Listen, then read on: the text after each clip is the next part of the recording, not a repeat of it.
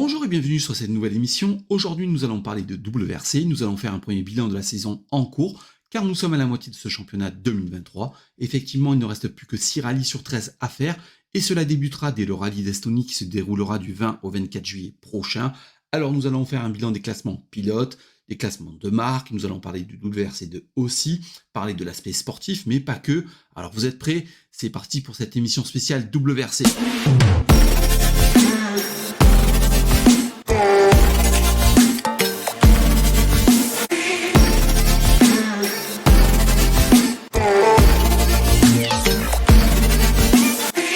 Bonjour et bienvenue sur cette nouvelle émission. Alors aujourd'hui, je suis un petit peu tout seul.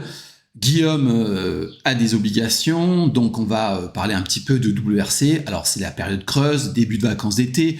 Le championnat du monde fait relâche jusqu'à la fin juillet. Le rallye d'Estonie qui sera suivi du rallye d'Finlande, le bloc des rallyes sur terre et des toboggans. Nous, on va parler du championnat du monde des rallyes. Effectivement, pour nous, on va faire le premier bilan de cette saison. Il y avait 13 rallyes qui étaient inscrits au championnat du monde des rallyes. On en a disputé 7, donc on va dire qu'on est plus ou moins à la mi-saison. On va parler des classements, des faits marquants, des équipes, de ce qui nous a plu, de ce qui nous a un petit peu moins plu. Et dites-moi en commentaire si vous êtes d'accord avec mon analyse, si vous êtes d'accord avec ce que je dis ou pas. Si vous avez des remarques à me faire remonter, des améliorations, et puis voilà, abonnez-vous, lâchez un petit pouce bleu, ça fait toujours plaisir. Alors on va parler du classement. Le classement, il peut être lu de deux manières. Alors, Kalle Rovanperä mène le classement avec 140 points. Alors, sur certains sites, je vois 139, mais bon, le WRC met 140. Elfyn Evans, pour sa part, est second avec 99 points. Sébastien Ogier et Ott Tänak sont à 98 points à égalité. On peut lire le classement de deux manières. Soit c'est un triplé de Toyota, soit Ott Tänak est troisième, et là, vient faire le trouble fait. Mais bon, voilà, Sébastien Ogier fait pas la totalité du championnat, donc c'est une belle bagarre avec Tänak. Derrière suivent Neuville à 93 points, Lappi à 69 points, Dani Sordo 46 points. Et après, c'est vraiment décroché avec Katsuta 35 et Pierre-Louis Loubet à 20 points. Au niveau du classement constructeur, 285 points pour Toyota, 237 pour Hyundai. Et enfin, Ford, je dis des bêtises, qui suit à 175 points. Alors, qu'est-ce qu'on remarque? On remarque que Toyota domine le championnat avec 3 pilotes dans les 4 premiers et que si la mi-saison est arrivée, on voit mal Rovanperä ne pas être titré, même s'il est moins flamboyant que la saison dernière. Il a déjà fait le break, il a une grosse avance sur Evans, surtout qu'il y a 2 rallyes qui arrivent et qui lui seront favorables. Bon, on remarquera que Evans est là aussi. Ogier fait honneur à son rang et Tänak, lui, suit et surnage du côté des chez Ford. Alors, au niveau des faits marquants, le premier fait marquant pour nous, puis le plus gros fait marquant de cette première saison, enfin de cette première demi-saison, c'est le décès de Craig Breen qui sortait d'une saison compliquée chez Ford et qui était revanchard. Ça aurait pu être le facteur X de Hyundai. Il a fait un premier bon résultat en Suède avec une très belle seconde place. Et puis là, voilà, en essai en Estonie, ça a été un vrai traumatisme pour le WRC, un vrai traumatisme pour Hyundai. C'est très dur pour le championnat du monde, c'est très dur. C'était un pilote qui était très aimé. Pour nous, c'est réellement le vrai fait marquant de cette première demi-saison. Alors, on aurait vraiment voulu ne pas en parler, ne pas mettre dans le vrai fait marquant, mais c'est vraiment ça qui a marqué ce premier début de saison. Alors maintenant, on va parler du débrief marque par marque. Alors comme vous le voyez, c'est pas préparé, j'y vais un petit peu à l'improvisation. On va passer Toyota, Hyundai et enfin Ford. On va commencer par Toyota, à tout seigneur, tout honneur. C'est une domination comme les saisons précédentes. La voiture est performante, le choix des pilotes est judicieux et surtout elle a montré sa fiabilité comme au Kenya. La voiture, c'est la plus fiable du plateau. Après, au niveau des pilotes, Rovanperä, même s'il est moins dominateur, il marque de gros points. Il a déjà fait le break sur les autres pilotes. Puis les 2 blocs de rallye qui arrivent, la Finlande et en premier lieu l'Estonie, lui sont favorables, même s'il va balayer, on sait qu'il est capable de grosses performances là-bas.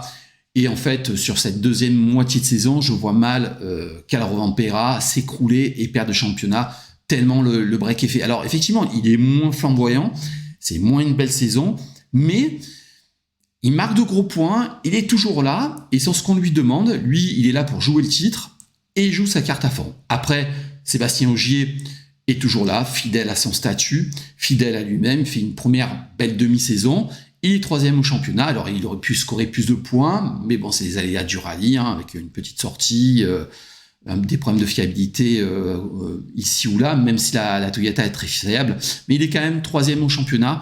C'est vraiment le facteur X chez Toyota, c'est celui qui va marquer des gros points dès qu'il est là. Evans, il est là, il suit les seconds au championnat. Alors, c'est pas le Evans des années précédentes, mais il a enfin gagné avec les voitures hybrides. Il n'avait pas gagné depuis l'arrivée des voitures hybrides. Tout le monde disait qu'il n'y arriverait pas, moi le premier. Eh ben, il m'a fait mentir. Il a fait un magnifique rallye Croatie. Il démontre qu'il est toujours là, qu'il marque de gros points pour Toyota. Et bon, sur un malentendu, il pourrait revenir sur Rovanperä, même si on n'y croit pas trop, même si Rovanperä semble au-dessus du lot. Quand même, Evans lui donne la réplique et c'est assez beau à voir. En fait, c'est en fait Toyota qui fait le gros des points. Alors voilà, comme tout dans chaque équipe, il y a des gros points positifs et des gros points négatifs. Pour moi, le gros point négatif, c'est Katsuta. Katsuta, c'est la grosse déception de cette demi-saison. Il ne progresse pas, il stagne, il casse pas mal de matériel. Franchement, il a montré un petit peu ses limites pour moi. Pour moi, ce pilote, je le vois plus progresser. Il est peut-être temps pour les décideurs japonais de passer à autre chose, de donner sa chance à d'autres jeunes pilotes. Pourquoi pas issus de leur filière. Mais là, vraiment, Katsuta a vraiment montré ses limites. En Suède, il est sorti un peu de partout, même si au Safari, il arrive à rentrer 4e, mais c'est pas les places qu'il avait les saisons précédentes. Pour moi, il a vraiment montré ses limites. Et voilà, après, il y aura un 4e pilote en Finlande, le patron, Latvala, qui revient pour le rallye de Finlande. Il sera chez lui à voir ce qu'il est capable de faire, s'il est capable de faire une belle performance. En tout cas, ça sera beau à voir, ça sera intéressant à voir. Pour moi, Toyota est au-dessus du lot, Rovanperä est au-dessus du lot. En gros, l'équipe est très bien montée, la voiture est fiable. Pour moi, je ne vois pas en 2023 Hyundai aller les chercher.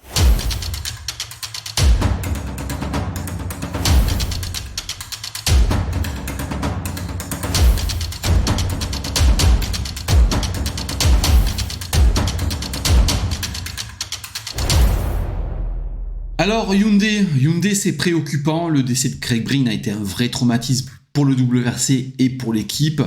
L'équipe a vraiment accusé le coup, a eu du mal à s'en relever. Il y a eu beaucoup de changements en très peu de temps. Cela peine à se traduire sur les spéciales actuellement.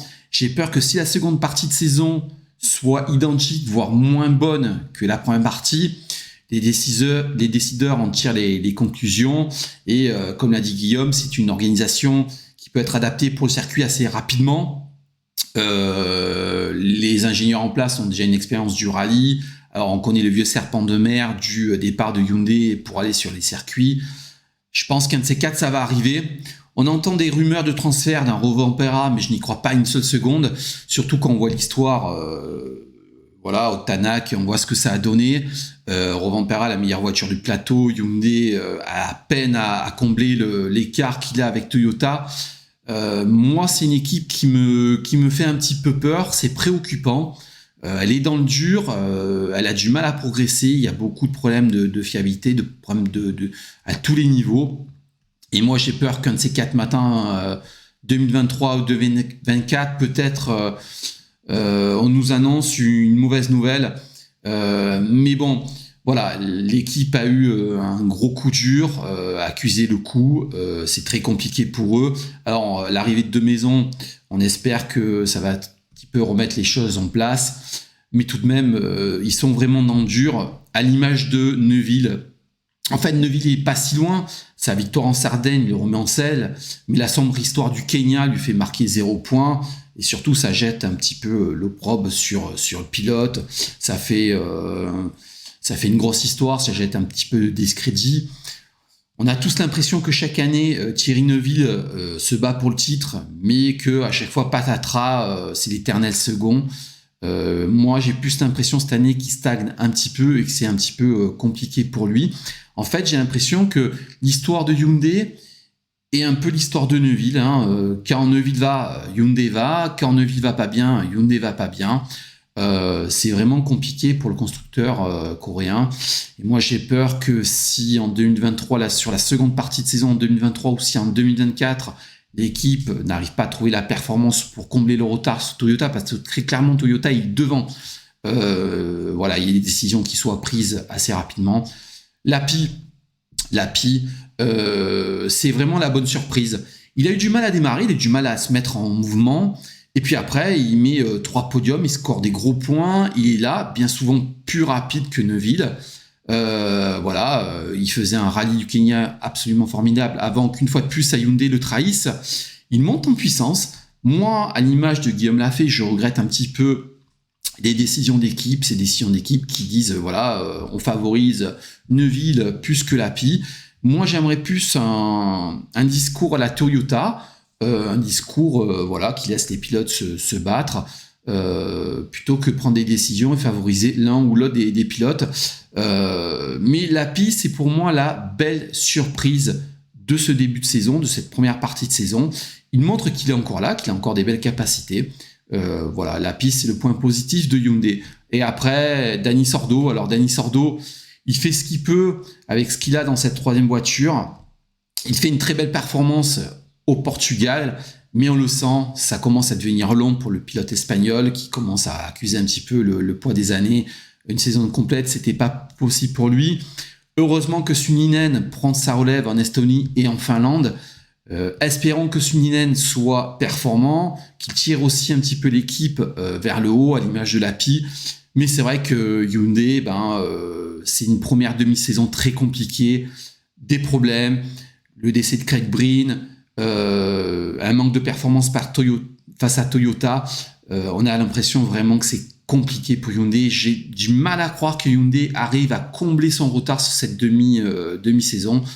Espérons que cette demi-saison leur serve à préparer 2024 et que l'écart avec Toyota se réduise un petit peu.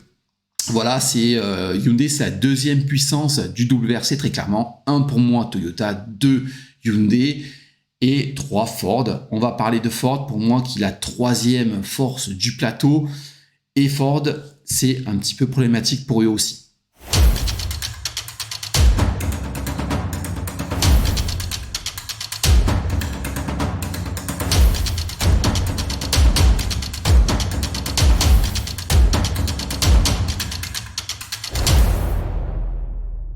Alors Ford, j'ai lu que Richard Miller en avait un petit peu assez qu'on tire sur Ford et qu'on parle des problèmes de fiabilité. Je suis peut-être d'accord avec lui, ça ne doit pas être très agréable qu'on tire à boulet rouge sur M-Sport. Alors c'est vraiment la troisième place force du plateau, excusez-moi. On le sait, les moyens ne sont pas les mêmes et la Puma très clairement a du mal à faire face. Mais on est obligé de parler de ça, On est obligé de parler des problèmes récurrents de fiabilité de la Puma parce que c'est ce qui coûte aujourd'hui le plus de points à Ford et le plus dans la performance. Alors Tanak est admirable, il se bat, il est même arrivé à gagner en Suède.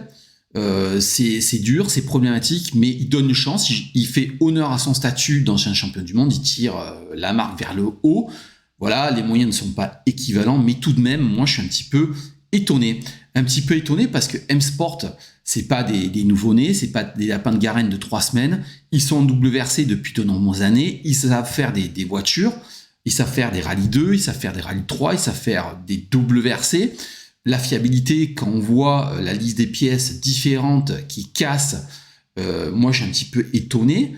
Alors certes, on est passé de rallye 1 à des rallyes 1 hybrides, parce que maintenant c'est le nom qu'on leur donne. C'est beaucoup plus technique, c'est beaucoup plus compliqué, mais tout de même, c'est d'énormes problèmes de fiabilité. Chaque fois, c'est des petites pièces qui cassent, des petites pannes à répétition. Enfin, je suis un petit peu étonné quand même de cette récurrence de problèmes de fiabilité de cette Puma, surtout que sur les années précédentes, c'était un petit peu moins le cas avec les Fiesta. Et là, patatras, on a l'impression que dès que la Puma sort, au Kenya, elles ont toutes été affectées par un problème. Il n'y en a pas une qui a marché. Donc, Richard Milner, qui se plaint que tout le monde tire à boulet rouge sur M-Sport, il est bien gentil, Mais en fait, c'est la vérité. Donc, s'il veut pas, faut régler les soucis, sinon on parle de rien. On peut pas dire bravo M-Sport, vous êtes les meilleurs, vous êtes les plus beaux. C'est pas le cas. Même si j'ai beaucoup de respect et j'adore cette équipe, aujourd'hui, c'est le bilan qu'on peut faire d'équipe. Aujourd'hui, il y a de gros soucis de fiabilité sur cette Puma. Alors, Tanak, il est digne de son rang, il gagne en Suède, il est à la bagarre avec Evans et Ogier au classement, il n'est pas largué du tout. Ça fait longtemps qu'on ne l'a plus vu avec ce tempérament de gagnant. Ça fait plaisir. On le voyait avec Hyundai, il avait toutes les peines du monde, c'était un peu le Ponce Pilate. Là, on le revoit, il demande des solutions, il est combatif. Ça fait plaisir de le revoir comme ça. La seconde saison peut lui être favorable. On a vu l'année dernière que la seconde partie de saison avec Hyundai lui avait été énormément favorable. Pour peu que la Puma se mette au niveau, on peut dire que Tanak est capable de grandes choses. C'est tout ce que j'espère. J'espère que pendant le petit intermède, M-Sport va un petit peu solutionner ces problèmes de fiabilité et que Tanak aura du matériel au niveau de son rang. Maintenant, Pierre-Louis Loubet, en fait, ça va être un petit peu le coup de gueule de cette émission. Alors, j'ai pas envie de spoiler l'évolution du WRC parce que on a dit qu'on vous en parlerait dans une émission spéciale avec Guillaume Lafay, mais en fait, Pierre-Louis Loubet, c'est le symbole du mal qui ronge le WRC depuis des années. Les jeunes ont du mal à se faire une place. On le sait, pour être au niveau, il faut connaître les spéciales, il faut connaître les rallyes, il faut connaître les WRC, il faut rouler dans ses autos, il faut avoir de l'expérience. Et aujourd'hui, les règlements vont en l'encontre de tout ça. Ils vont en l'encontre de pouvoir rouler, de pouvoir avoir de l'expérience, de pouvoir emmagasiner de l'expérience. Tous ces règlements vont à l'encontre de ça. Jamais les jeunes ne peuvent être au niveau des Neuville, Tanak, Ogier, qui eux roulent depuis des années. D'ailleurs, on a vu le fils Solberg, il s'est cassé la gueule la saison dernière avec Hyundai. Lapis, Suninen, même galère, ils ont du mal, ils prennent des années pour être au niveau. Padon, à l'époque, lui aussi, s'est cassé la gueule en WRC. Et moi, j'ai bien peur que si on continue avec ces règlements, qui, en fait, aujourd'hui, la FIA, le règlement de la FIA, c'est on réduit les coûts, on réduit les essais, on réduit les passages en spécial, on réduit tout. C'est bien beau, mais on peut pas mettre dans des mains de jeunes pilotes des voitures qui frisent des millions d'euros en leur donnant comme objectif de scorer, d'aller vite, de pas casser du matériel. Alors c'est bien beau, mais moi j'ai l'impression qu'avec ce discours de réduction des coûts à tout va, on voyait encore des Tanak, des Neuville, des Evans ou même des Ogier ou des Loeb rouler encore dans 5-6 ans. De toute façon, de toutes les manières, c'est pas compliqué. L'expérience qu'ils ont, ces pilotes, avec le nombre d'années qui roulent dans des WRC face à des jeunes comme Solberg ou comme Pierre-Louis Loubet, ce n'est pas la même expérience. On le sait, il faut avoir de l'expérience, connaître les spéciales, rouler en essai pour assimiler ses autos. Et on ne peut pas demander à Pierre-Louis d'être performant sans rouler, sans avoir d'essai. Déjà, l'auto, elle a de nombreux soucis. Elle est derrière en niveau performance. Alors, moi, je vais prendre l'avocat de la défense de Pierre-Louis. Je ne tape pas toujours dessus. Alors, vous avez vu avec Guillaume Lafay dans nos débriefs, parfois on est un petit peu dur avec Pierre-Louis, mais aujourd'hui, moi, j'ai envie de le défendre et de remettre un peu les choses dans leur contexte. Pour un seul pilote, ça fait beaucoup. Il doit composer entre résultats, peu d'essais, méconnaissance de certains terrains, une Puma qui est peu fiable. Espérons que la seconde partie de saison soit pour lui un peu plus favorable. J'ai un petit peu du mal à y croire. Ça fait un peu beaucoup pour un seul homme. Et Pierre-Louis, c'est un petit peu le symbole du mal qui ronge le WRC. Je pense que le WRC va dans une mauvaise direction. Les voitures sont de plus en plus compliquées, coûtent de plus en plus cher. Et d'un autre côté, on réduit les coûts à tout va, on fait des énormes bêtises. On en rentrera plus dans les détails avec Guillaume Lafay sur l'évolution du WRC. Mais ça devient problématique pour les jeunes. Pierre-Louis, le symbole des jeunes qui auraient envie de percer, d'arriver en WRC, mais qui n'y arrivent pas. Il n'est pas le seul. On voit beaucoup de jeunes pilotes qui aujourd'hui stagnent en WRC 2, d'autres qui préfèrent même redescendre en WRC2. Mikkelsen, Greensmith, même s'ils ont des moyens, ça devient de plus en plus compliqué de rouler en WRC, et encore plus compliqué pour des jeunes qui ne connaissent pas forcément, parce qu'en fait, 1, 2 ou 3 saisons en WRC, on va dire que c'est pas du circuit, c'est jeune, c'est très jeune, et c'est problématique. Pierre-Louis est admirable, il se bat, il se donne les moyens, mais à un moment donné, il y a une réalité, c'est la réalité économique, c'est la réalité des règlements, et ça se traduit par des mauvais résultats. Alors oui, quand on voit les résultats bruts, c'est pas flamboyant. Si on les lit bruts de pomme, c'est pas énorme, mais c'est un peu plus compliqué que ça. On va revenir dans une prochaine émission sur l'évolution du WRC avec Guillaume Lafay.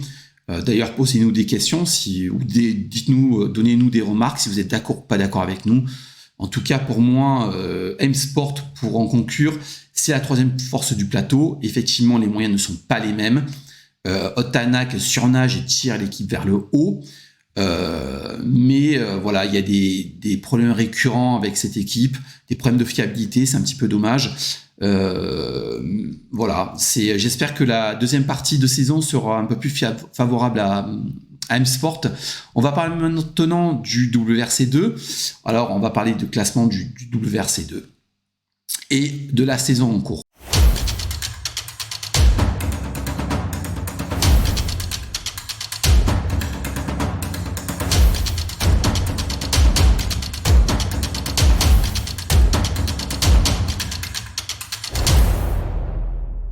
Alors le WRC2, Cocorico, Johan Rossel est devant, il mène le championnat avec 77 points, 64 points Oliver Solberg, Greensmith 62 points, Kajetanowicz 4e à 55 points, mais on va y revenir, 44 points Lindholm, 42 points Mikkelsen, 38 points pour Griezin, 36 pour Suninen et enfin 9e Adrien Fourmeau.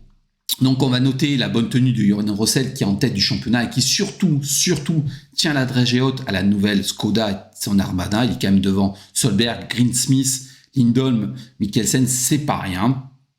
On notera aussi les bonnes performances d'Adrien Fourmeau qui, malgré son matériel un petit peu dépassé, tient la dragée haute. Alors il fait une énorme bêtise sur le dernier rallye en Sardaigne, alors qu'il était largement devant et qu'il méritait la victoire. C'est dommage pour lui, mais il montre une fois de plus qu'il est performant, qu'il apprend et qu'il mérite de rester une saison de plus en WRC2, voire en WRC. Le WRC2, c'est un championnat qui est ouvert, qui pourrait être passionnant, qui pourrait être le championnat le plus passionnant du championnat du monde, mais une fois de plus, ces règlements est fait de telle sorte que ce championnat est pipé et biaisé. On le voit avec Kajetanowicz. Alors Kajetanowicz est 4e au classement. Voilà, le WRC en 2, on peut faire des impasses. Quand on voit les engagés du Kenya ou du Mexique en WRC2, ça en est quasiment risible. Alors quand vous prenez Kajetanowicz, qui est au demeurant un très bon rallye, il marque de gros points au Mexique, il marque de gros points en Sardaigne, c'est tout à fait louable pour lui aussi, et puis il gagne au Kenya, et au final, il est 4e au classement. En fait, sous-entendu, vous allez faire un petit peu 2-3 rallyes où il y a des gains, où il n'y a personne, comme on dit dans le sud, où il y a des gains, et en fait, vous vous retrouvez 4e au classement, alors que quand vous avez des pilotes comme derrière Lindholm, Mikkelsen ou Griezin, qui sont derrière Kajetanowicz, c'est un petit peu bizarre. À quand un vrai championnat où on marque les points sur tous les rallyes? À quand faire comme le WRC2? Alors comme le WRC, on veut faire un championnat pour faire monter les jeunes, mais le championnat à chaque fois est biaisé, c'est à chaque fois bizarre, personne ne comprend rien, on fait des impasses, bref. Dites-moi si vous êtes d'accord avec moi sur le WRC2. En tout cas, en WRC2, on notera que Rossel est devant, qui tient la dragée haute au Skoda, que Fourmeau fait des belles performances. Le petit carton jaune que je pourrais donner, c'est à Oliver Solberg. Alors Solberg, on va dire qu'il avait toutes les cartes en main cette saison pour être le grand gagnant du WRC2. Pour l'instant, ça n'est pas le cas. Alors entre petites fautes et grosses bêtises, des règlements un petit peu compliqués et la sévérité de certains commissaires aussi, ça fait une saison un petit peu Un petit peu en dents de scie pour Solberg. Alors, on va pas dire que c'est une mauvaise saison. Il est second. Il est à 13 points de Rossel. On espère que la deuxième partie de saison sera favorable, qu'il y aura une grosse bagarre. Mais en fait, le WRC2, c'est un petit peu problématique. On a du mal à s'y retrouver, on a du mal à suivre entre les impasses, on vient pas. C'est dommage parce que ça pourrait être le championnat le plus intéressant du championnat du monde. Quand on voit les engagés qu'il y a eu en Croatie, c'est absolument magnifique. On notera aussi Siamin qui fait de belles performances. Pour l'instant, ça score pas trop. Il sera là en Finlande. On espère qu'il va montrer une fois de plus sa pointe de vitesse. En tout cas, les Français en WRC2 sont là, ça fait plaisir. Ils font de belles performances.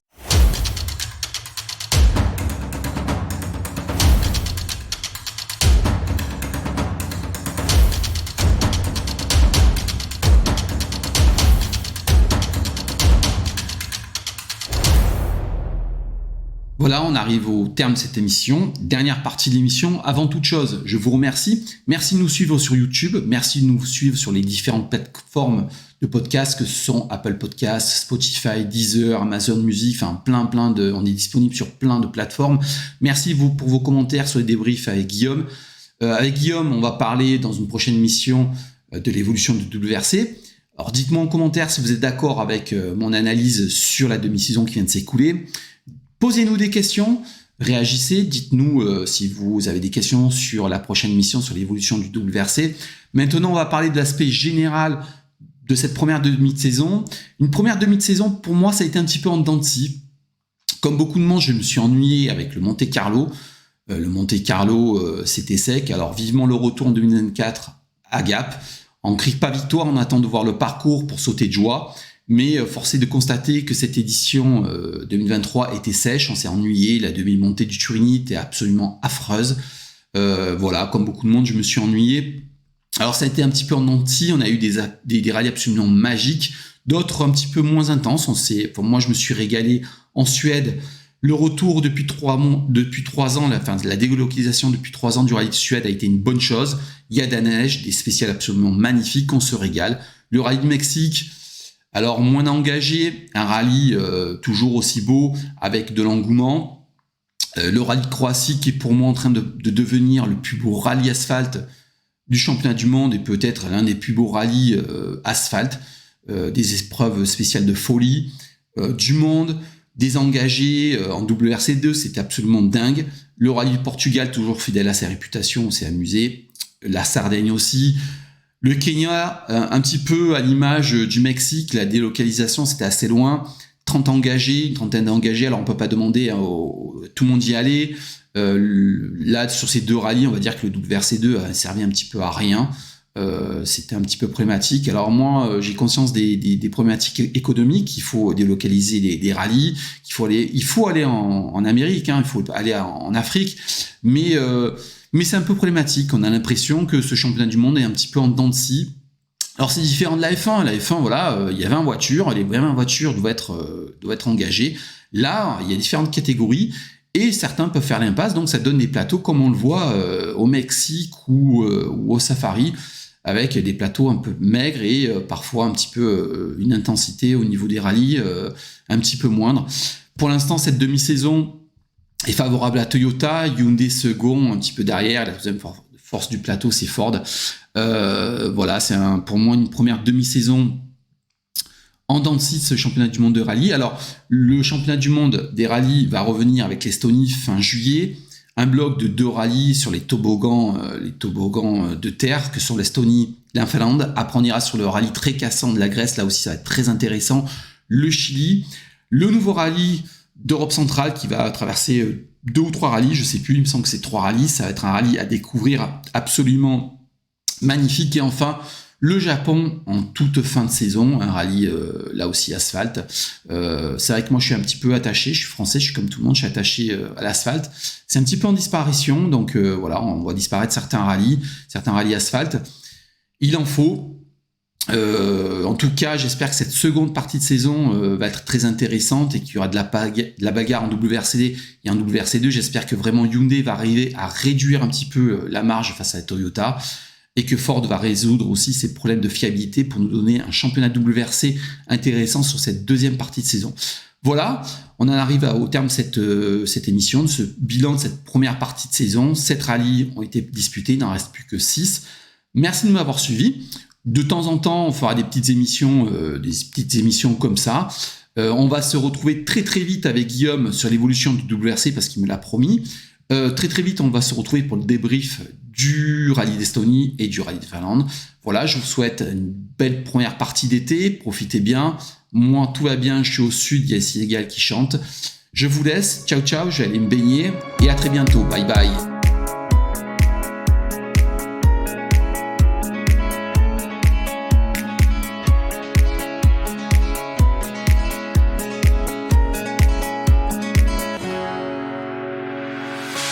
The sun lays so brightly up in the summer sky.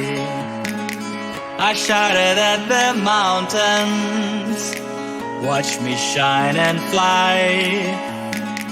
But then cracked the thunder and the heavens cried. Our world torn asunder, her heart said goodbye. Now I'm standing in our ashes, feeling the sunshine once again. I move to the horizon, feeling the sunshine once again. Feeling the sunshine once again. Feeling the sunshine once again.